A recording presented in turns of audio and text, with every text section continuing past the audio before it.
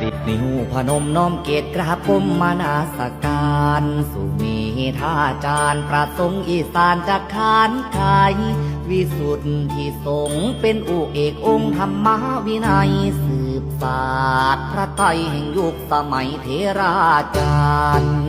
ทรงผู้แตกฉานด้วยปัญญายานแจ้งสองสิทธาทั้งสองทันทาทุราวิปัสสนา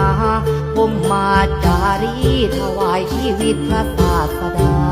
ปฏิปทาสองทางปัญญาวินัยนิกรสุดแสนอ่อนสอนย้ำเพื่อนเทศสอนแสดงธรรมกล่าวด้วยถ้อยคำนำอมฤตสุนติใจโชติปัญโยมหาเทโรเมืองสายจันทารังแจ้งวิสุทธิแสงมณีอัมไพส่องดาวแดนใดสว่างไปไกลถึงดินพม